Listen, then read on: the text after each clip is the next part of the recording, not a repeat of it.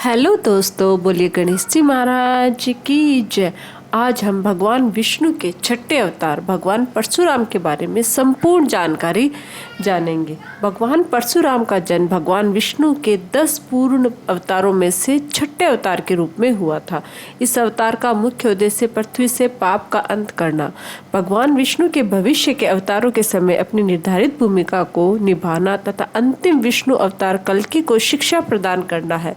भगवान परशुराम की भूमिका को देखते हुए उनका जीवन काल कलयुग के अंत तक निर्धारित है। आज हम भगवान परशुराम के संपूर्ण जीवन काल तथा उसमें घटित प्रमुख घटनाओं का वर्णन करेंगे। तो वीडियो शुरू करने से पहले अगर अभी तक आप लोगों ने चैनल सब्सक्राइब नहीं किया है तो प्लीज़ सब्सक्राइब कर लीजिएगा। बेल आइकन को प्रेस करना मत भूलिए ताकि आपको मेरे न्यू वीडियोज़ की नोटिफिकेशन मिलती रहे। सबसे पहले जानते हैं भगवान परशुराम का जन्म कब हुआ। भगवान परशुराम का जन्म ब्राह्मण कुल में हुआ था। उनके पिता ब्राह्मण जमदग्नि तथा माता क्षत्रिय रेणुका थे, इसलिए उनके अंदर ब्राह्मण तथा क्षत्रिय दोनों के गुण थे। उनका बचपन में नाम राम रखा गया था, किंतु भगवान शिव से प्राप्त अस्त्र परशु यानी कि कुल्हाड़ी के कारण उन्हें परशुराम के नाम से जाना जाने लगा। वर्तमान में उनका जन्म स्थल मध्य प्रदेश राज्य के इंदौर में जनापाव नामक पहाड़ियाँ है। परशुराम ने अपनी मां का वध क्यों किया। एक बार परशुराम की माता रेणुका स्नान करने नदी पर गई हुई थी। वहां उनका मन एक राजा पर आ गया। जब उनके पिता जमदग्नि को यह बात पता चली तो उन्होंने परशुराम को अपनी मां का मस्तक काटने का आदेश दिया। पिता की आज्ञा पाकर परशुराम ने अपनी मां का सिर धड़ से अलग कर दिया। इससे प्रसन्न होकर उनके पिता ने उनसे वर मांगने को कहा। अपने वर में परशुराम ने पुनः अपनी माता को जीवित करने को कहा। इस प्रकार उनकी माता पुनः जीवित हो उठी। इसके अलावा परशुराम ने अपने पिता के वध का बदला कैसे लिया। एक बार राजा सहस्त्रभाव अपने सैनिकों के साथ ऋषि जमदग्नि के आश्रम में आए थे। तब उनका मन ऋषि जमदग्नि की गाय कामधेनु पर आ गया था, लेकिन जमदग्नि ने उन्हें वह गाय देने से मना कर दिया। अहंकार में राजा सहस्त्रबाहु ने आश्रम को तहस नहस कर दिया तथा वह गाय लेकर चले गए। जब परशुराम को इस बात का ज्ञान हुआ तो उन्होंने सहस्त्रबाहु का वध कर दिया तथा कामधेनु को वापस ले आए। उसके पश्चात अपने पिता के कहने पर परशुराम तीर्थ यात्रा पर चले गए। पीछे से सहस्त्रबाहु के पुत्रों ने जमदग्नि का वध कर दिया।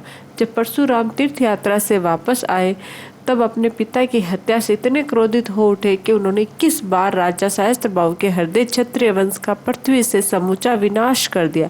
इसके पश्चात उन्होंने संन्यास ले लिया। भगवान परशुराम ने 21 बार क्षत्रियों का संहार किया। यह एक मिथ्या बात है कि भगवान परशुराम ने संपूर्ण पृथ्वी से पूर्णतः 21 बार क्षत्रियों का संहार कर दिया था, अर्थात पृथ्वी को क्षत्रिय जाति रहित कर दिया था। दरअसल उन्होंने क्षत्रिय जाति के है वंश का इस पृथ्वी से 21 बार संहार किया था, क्योंकि उन्होंने उनके पिता का वध किया था। रामायण में परशुराम की क्या भूमिका है। कुछ समय पश्चात अयोध्या में भगवान विष्णु ने अपना 7वां अवतार श्री राम के रूप में लिया। जब श्री राम अपने गुरु विश्वामित्र के साथ माता सीता के स्वयंवर में आए तब उन्होंने शिव धनुष को तोड़ डाला था। शिव धनुष के टूटने की गर्जना तीनों लोकों में फैल गई थी तथा महेंद्रगिरी पर्वत पर तपस्या कर रहे परशुराम को भी यह सुनी थी। उसके पश्चात वे क्रोध से राजा जनक की नगरी पहुंचे तथा शिव धनुष तोड़ने वाले का नाम पूछा। तब उनकी श्री राम के छोटे भाई तथा शेषनाग के अवतार लक्ष्मण से तीखी बहस हुई, लेकिन जब उन्हें यह ज्ञान हुआ कि श्री राम स्वयं भगवान विष्णु का 7वां रूप है तो वे वहां से चले गए। महाभारत में परशुराम। श्री राम के पश्चात भगवान विष्णु ने द्वापर युग में श्री कृष्ण के रूप में 8वां अवतार लिया। उस समय श्री कृष्ण का मुख्य उद्देश्य महाभारत के युद्ध का नेतृत्व करना था। उस युद्ध के कई महान योद्धाओं को भगवान परशुराम ने ही शिक्षा दी थी। भगवान परशुराम के द्वारा भीष्म पितामह, गुरु द्रोणाचार्य तथा कर्ण को अस्त्र शस्त्र की शिक्षा दी गई थी। एक बार उनका अपने ही शिष्य भीष्म पितामह से भयंकर युद्ध हुआ था। यह युद्ध भगवान परशुराम ने काशी की राजकुमारी अम्बा को न्याय दिलवाने के लिए लड़ा था। चूंकि भीष्म को अपनी इच्छा के अनुसार मृत्यु का वरदान था, इसलिए इस युद्ध में कोई परास्त नहीं हुआ था। अंत में देवताओं व इंद्र के द्वारा यह युद्ध रुकवा दिया गया था।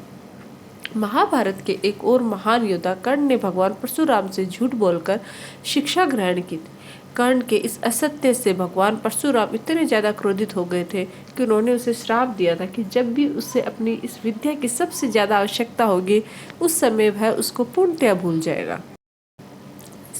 परशुराम का कोंकण बसाना। कहते हैं कि एक समय भारत के पश्चिमी तट की भूमि जलमग्न थी। तब भगवान परशुराम ने अपनी कुल्हाड़ी से समुद्र के पानी पर प्रहार किया तथा उसे पीछे धकेल दिया। इससे वहाँ भूमि का निर्माण हुआ जिसे कोंकण की भूमि कहा गया। इसमें वर्तमान का गोवा और केरल, महाराष्ट्र तथा गुजरात के कुछ भूभाग सम्मिलित हैं। गोवा के निर्माण में भगवान परशुराम की अति महत्वपूर्ण भूमिका थी, इसलिए आज भी गोवा के निर्माता के रूप में भगवान परशुराम को धन्यवाद किया जाता है। भगवान परशुराम व भगवान कल्कि का अवतार। ऐसा बताया गया है कि भगवान परशुराम चिरंजीवी है तथा उनका अंत कलयुग की समाप्ति के साथ ही होगा। यह वह समय होगा जब भगवान विष्णु अपना अंतिम तथा 10वां कल्कि अवतार लेने इस पृथ्वी पर आएंगे। तब उन्हें अस्त्र शस्त्र की विद्या देने का भार भगवान परशुराम पर ही होगा। एक तरह से भगवान परशुराम भगवान कल्कि के लिए गुरु की भूमिका निभाएंगे। तब जाकर इस मृत्यु लोक पर उनका कर्तव्यपूर्ण माना जाएगा। भगवान परशुराम की मृत्यु। जैसा कि हमने आपको ऊपर ही बताया कि भगवान परशुराम का कर्तव्य अभी भी पूर्ण नहीं हुआ है। वे भगवान विष्णु के 6ठे अवतार थे, जबकि इस कल्प में भगवान विष्णु को कुल 10 अवतार लेने हैं। भगवान परशुराम का कर्तव्य केवल अपने समय काल तक का ही नहीं था, अपितु उनकी भूमिका भगवान विष्णु के 7वें अवतार और 8वें अवतार भी रहे हैं। इसी के साथ उनकी मुख्य भूमिका भगवान विष्णु के अंतिम अवतार कल्कि भगवान को शिक्षा देने और अस्त्र शस्त्र चलाने की विद्या देने के लिए होगा। भगवान कल्कि को संपूर्ण ज्ञान देने के बाद भगवान परशुराम का कर्तव्य पूर्ण हो जाएगा और वे इस मृत्यु लोक को छोड़कर श्री हरि में समा जाएंगे। तो ये है परशुराम, भगवान परशुराम से जुड़ी रोचक कथा। अगर आप लोगों को ये वीडियो अच्छा लगे तो प्लीज़ चैनल को लाइक कीजिए, शेयर कीजिए, सब्सक्राइब कीजिए। धन्यवाद।